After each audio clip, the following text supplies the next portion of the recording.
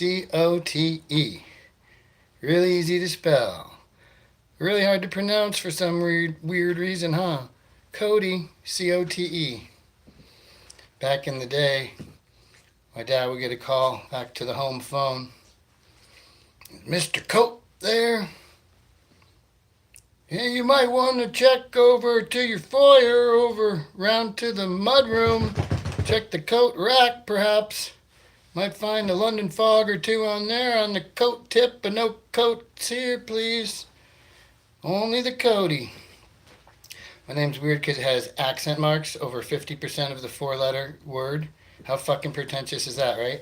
I have a circumflex over the O. That word has nothing to do with my preference in circumcision. And then over the E, we have the egg. That's not infant baby babble. Real human words there. So let's forget about all that church talk and let's just say Cody. Like Buffalo Bill, I guess, because I carry around a small white dog with me.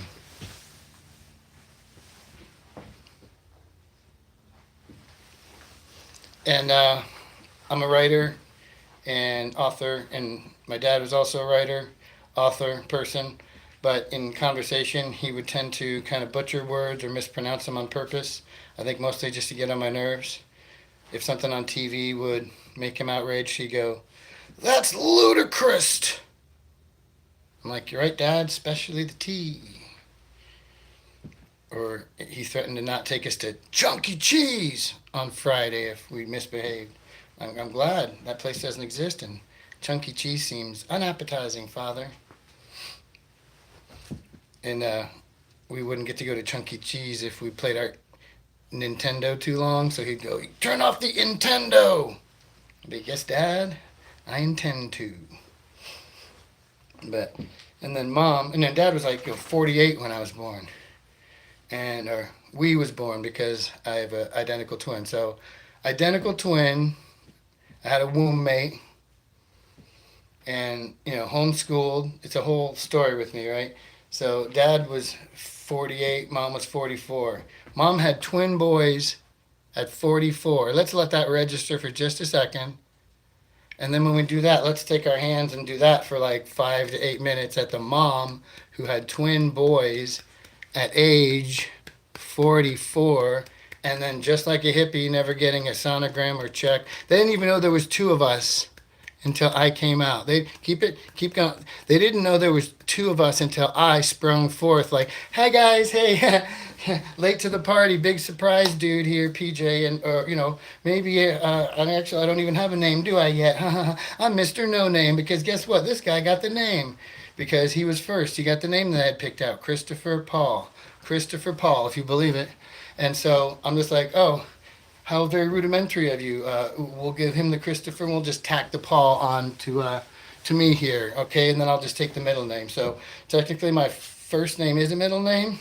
That didn't satisfy me, so over to the PJ. So he was a Paul, I'm Paul Jr., PJ, much more unique, right? And plus that's better comedy name, PJ Cody. You've seen him on this, you've seen him on that. Mr. PJ Cody, yeah. Good comedy name, good choice. Thanks. I'm the PJ Cody on the Instas. The PJ Cody, because, inimitable, only one of one. And I was born in Plant City on a rainy Friday night in March of 1976. And they were trying to deliver us at home. How did I live? How did I survive? They tried to deliver us at home. And here's Mom grunting and groaning, Dad paging through a little book like, "I don't see anything that covers this chapter." And like, "Please don't kill your children." And so we went to the hospital and then was born, and then the two of us. And I was born in Plant City, and then because I was homeschooled, you had to pick a high school and you got your GED. So I picked Plant High School, so Plant City from Plant. Showed up, didn't know who I was. I'm a secondary, Johnny come lately. And Plant City, I swear to God, my whole life is like a setup for a Goosebumps book, huh? Is that what it seems like? And we got most of our homeschool education through just like books that we got at the flea market. We would go to Joe and Jackie's flea market there in Florida, where I grew up.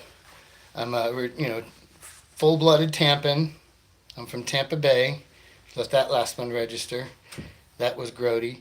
Originally from Tampa, and in this area, we had a flea market where we got all our homeschooling syllabus from, in lieu of proper educational materials. Mom would dig around, but mostly my twin brother and myself would just run around reading Mad magazines from the 70s and 80s, and Cracked, and like National Lampoons that we didn't understand, and Dave Barry.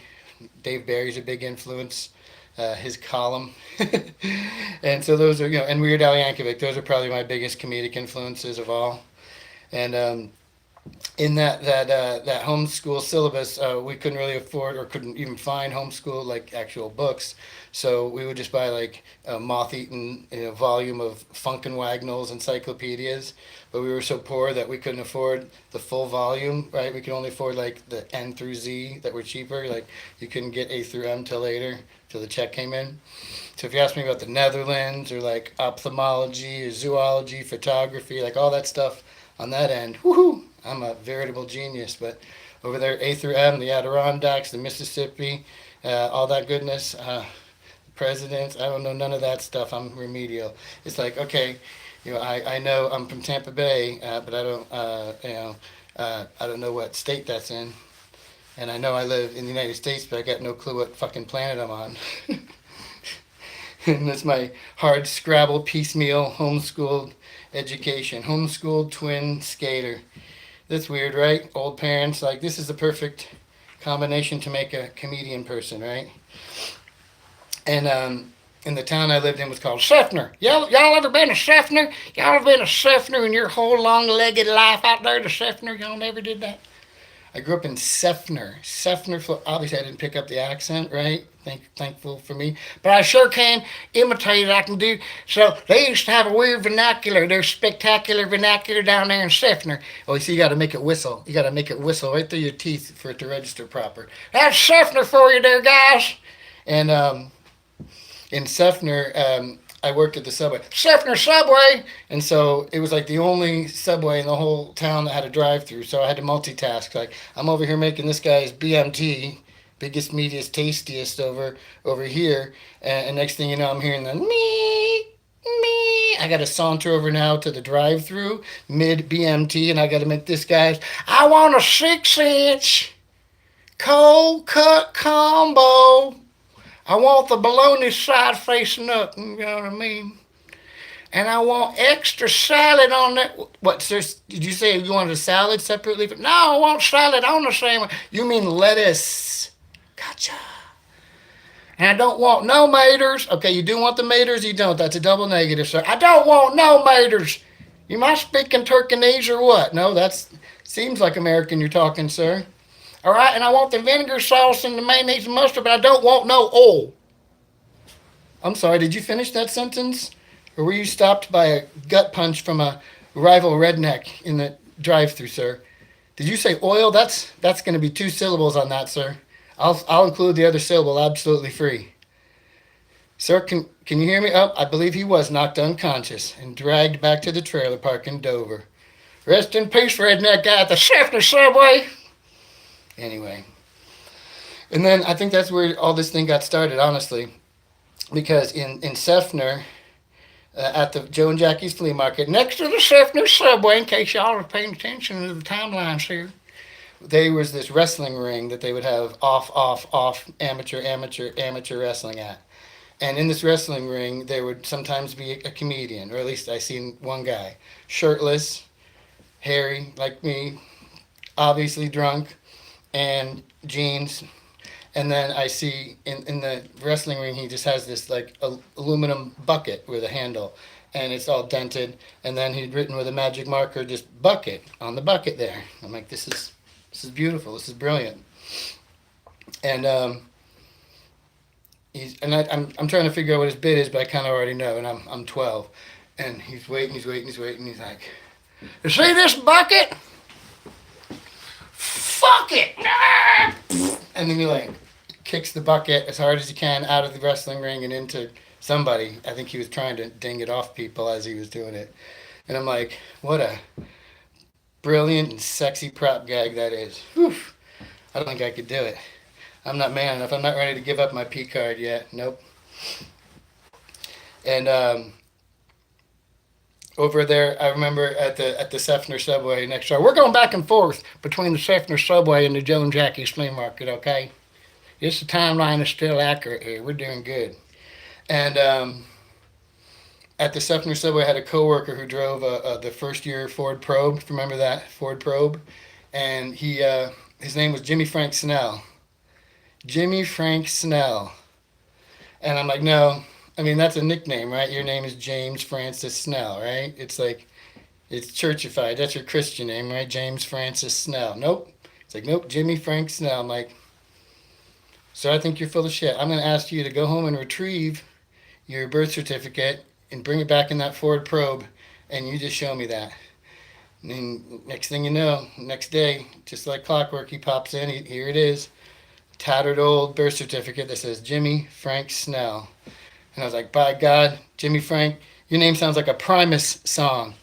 Jimmy Frank. Jimmy Frank. Jimmy Frank.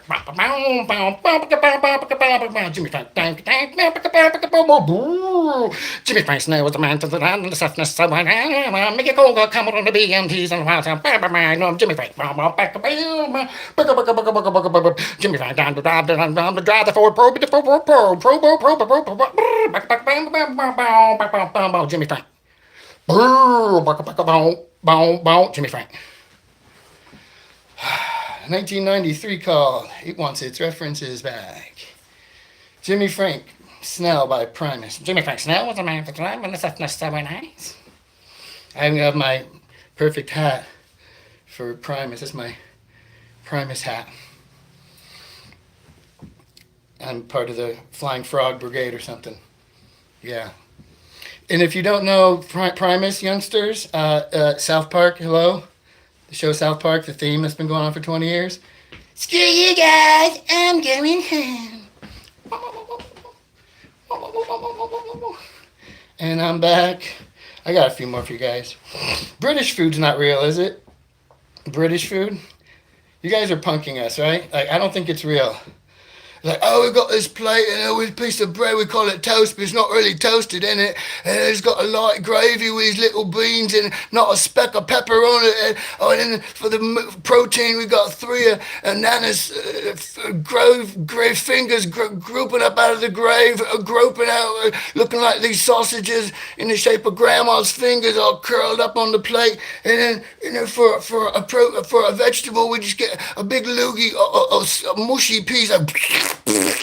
We spit out a big glob of mushy peas on the plate for the only vegetable in town, and meanwhile our teeth are rotten out. Oh, that's not real. You guys eat... No, that's not true. You guys aren't real. You eat cheeseburgers just like us, and you drink beer cold. You do, all that. Sod off, you wob. That sounds like something you'd say as a pejorative towards an Englishman. Sod off, you wob. You wob. I know I haven't talked about my beard, but I guess we should probably discuss it. The way I'm dressed today, I kind of look like the tour manager for Seals and Croft. You know, I kind of look like I'm a wholesale Quaalude salesman from 1976. I don't know. Some people told me I looked like Happy Gilmore's caddy. I prefer to think that I'm like a combination of Zach Galifianakis and Jack Black. Ladies and gentlemen, my name is Zach Jack Blackafanakis. Pleased to meet you.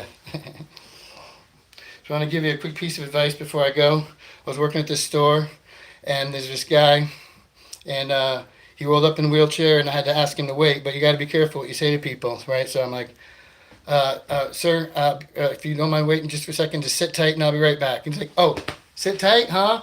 He got mad at me. I don't blame him. Like, oh, sit tight, huh? Cool. How much tighter can I possibly sit, huh? I'm getting bed sores over here from all this sitting tight I'm doing, huh? Sit tight. How much fucking tighter can I sit, friend? I'm like, yeah, I chose the wrong word, sir. Very sorry. Don't do that if you want to keep your friends. Also, I almost lost a friend the other day because I gave him bad advice. He was constipated, so I suggested a cannabis-based laxative. And he took it, but it didn't work, and he just got hooked on the weed. That guy couldn't shit or get off the pot, huh? Anyway, that's my time. My name's PJ Cote, and I love y'all. Peace. Much love.